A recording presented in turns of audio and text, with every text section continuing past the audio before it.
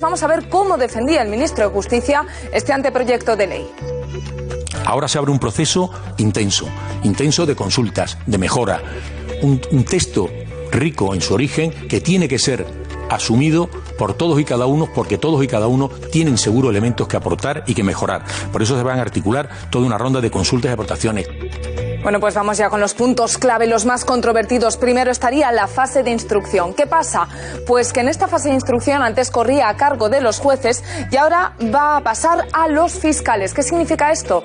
Pues que son los fiscales quienes cobran más relevancia en el proceso penal, van a dirigir las investigaciones. Ahora tendremos la figura del fiscal instructor. El juez en este caso pasa a tener un papel como garante de los derechos fundamentales. Seguimos con otro punto controvertido, el control de la información. La nueva ley otorga al Ministerio Público, a la Fiscalía, el control de la información que trasciende a los medios sobre los procesos penales. ¿Para qué es este control? ¿Qué significa esto? Pues que para que solo se conozca lo esencial desde el punto de vista del interés informativo, también para evitar filtraciones que puedan atentar gravemente contra un investigado. Otro punto interesante, ¿qué pasa en este caso con la acusación popular? Pues que ya no la podrán ejercer, atención, ni los partidos políticos ni los sindicatos. Es otro de los puntos, como decimos, más polémicos de la ley. Con esto pretenden evitar que los partidos o los sindicatos utilicen esa posición como acusación popular para obtener un rédito político. Y atención a este último apartado que tenemos aquí, el dedicado a los aforados. Para investigar o juzgar a un diputado o un senador, solo será necesario pedir el suplicatorio al Congreso o al Senado si se solicita al juez una medida cautelar o si se pide iniciar una acción penal. Es decir, para que lo entendamos, que se podrá investigar a cualquier aforado sin necesidad de pedir el suplicatorio. Gracias, Irene. Pues vamos a pedirle su análisis al abogado penalista Juan Gonzalo Ospina. Juan Gonzalo, buenas noches. Hola, buenas noches. Hemos relatado algunos de los puntos más polémicos de este anteproyecto de nueva ley de enjuiciamiento criminal. No sé, en tu opinión, ¿cuáles son los puntos más polémicos como abogado penalista? Bueno, en primer lugar, el más importante, que es necesaria llevar a cabo la reforma del Estatuto del Ministerio Fiscal. Sin una fiscalía totalmente independiente en su fondo y en su forma, creo que esta reforma puede ser dañina para la investigación criminal. Tenemos que entender que el procedimiento penal tiene tres fases. La primera fase es la que busca reconstruir unos hechos, unos indicios, la conocida como fase de instrucción, y el juez de instrucción en España, que es de 1882, es un juez que dota al procedimiento de unas grandes garantías procesales. Estoy convencido que es necesario reformar la ley que tenemos actualmente, pero no sé si sustituirlo por un fiscal investigador es lo que necesitamos actualmente. Yo estudiaría nuevas fórmulas, tal vez fórmulas híbridas, como en Francia, en donde puede haber un juez de garantías, pero también un juez instructor. En España, el juez instructor, insisto, es una persona a la cual los abogados y la Fiscalía acuden para solicitar la práctica de diligencias. ¿Qué va a ocurrir con esta práctica de diligencias? Ahora, si va a investigar un fiscal, va a investigar única y exclusivamente en una dirección, vamos a poder los abogados solicitarle diligencias de investigación, o vamos a tener que acudir a un juez de garantías. ¿Y qué va a ocurrir si ese juez de garantías nos las deniega? Vamos a tener que recurrir a una audiencia provincial.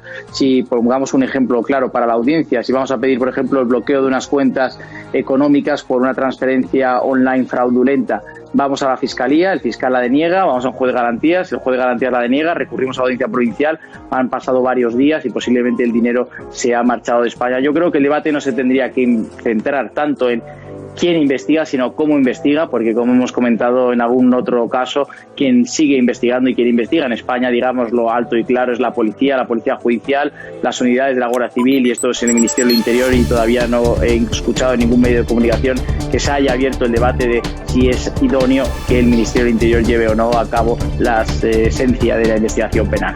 Juanjo, hablábamos esta mañana aquí en 13, hablábamos de ese anteproyecto de ley que todavía no conocíamos con detalle, y ponías el énfasis en esa cuestión, en la independencia, necesaria independencia de la Fiscalía, en el control de la Policía Judicial, que al final es la que está sobre el terreno, y hablábamos también de la información. Se habla mucho, y acabamos de verlo, y en este anteproyecto de ley se menciona también del control de la información. Yo no sé qué diferencia hay en esto con el secreto de sumario.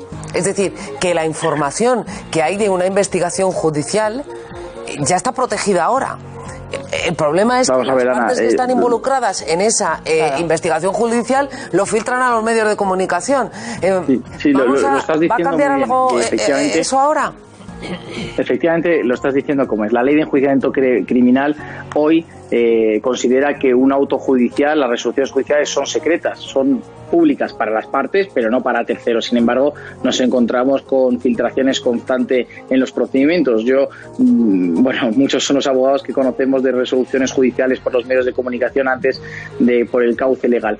Esta reforma, no sé si esta reforma busca matar al mensajero o busca poner coto a situaciones de cierta seguridad jurídica menores o situaciones en donde haya que salvaguardar la honorabilidad de las causas o de las personas investigadas. Pero yo no pondría el foco tanto en los medios de comunicación, yo pondría el foco en la ley de enjuiciamiento criminal. Es decir, una persona va a ser investigada si existen indicios suficientes de criminalidad. Si existen indicios suficientes de criminalidad, pues los medios yo creo que tienen todo el derecho del mundo para difundir esta información. Si no, pues lo que habría que analizar es que la ley de enjuiciamiento criminal fuera una ley ágil y que garantizara la honorabilidad de las personas, y no una ley de enjuiciamiento criminal como la actual. Hemos dicho esta mañana en el caso de Rosell, estuvo 2 años en prisión, quedó inocente, se le ha dañado su honorabilidad y no ha pasado nada. Ningún fiscal dimite, ningún juez de instructor que acordó su prisión, no pasa nada. Yo también pondría un foco en la responsabilidad de las fuerzas y cuerpos de seguridad del Estado, como cualquier otro profesional, cuando cometen un error, que son las mínimas, pero cuando se comete un error uno tiene que ser acorde y actuar con responsabilidad con los mismos. Sí, yo no sé si aquí vamos a acabar matando al mensajero, en fin, que eso da mucho miedo. Carmelo. No, hola Juan, ¿qué tal? Buenas noches. Hola Carmelo. Bueno, aquí la fama que tiene la justicia en España y la experiencia que tenemos es como que es muy lenta, que es muy pesada, que se alargan los procesos años, a veces décadas.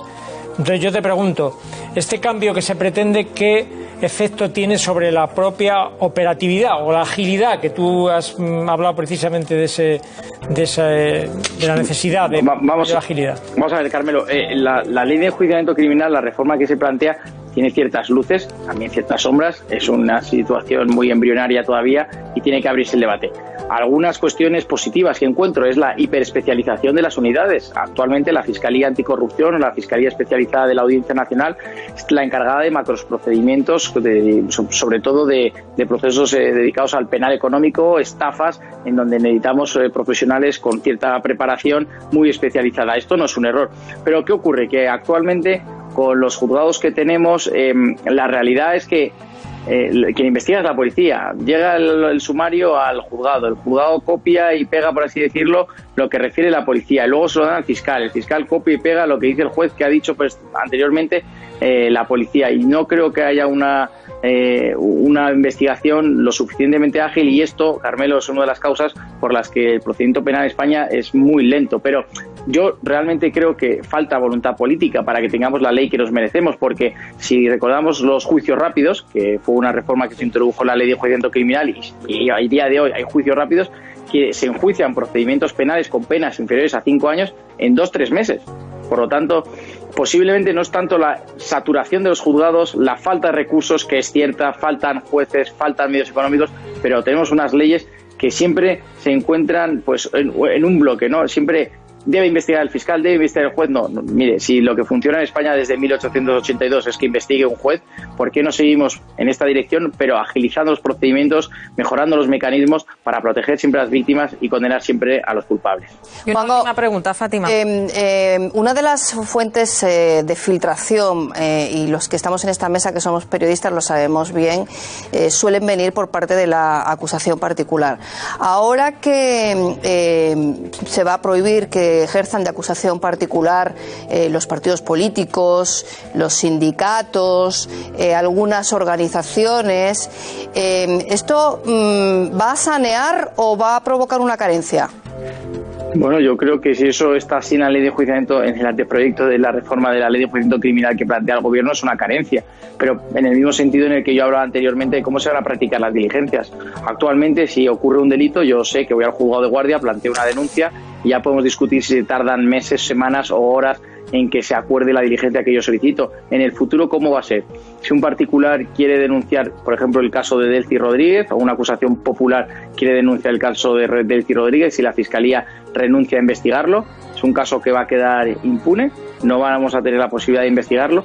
Yo creo que estamos en una situación todavía muy preliminar, muy inicial de este anteproyecto de ley. Tenemos que matizarlo con mucho rigor y poner el énfasis en aquellos mecanismos para solicitar cómo practicar las diligencias y si efectivamente estas diligencias van a ser totalmente independientes en la búsqueda de una justicia imparcial y justa para los ciudadanos. Es que hay casos como el caso Bankia que han llegado, por ejemplo, a su término porque lo ha denunciado un partido político y precisamente se quiere retirar a los partidos políticos como acusación particular. Se dice, bueno, lo usan de forma torticera, es verdad.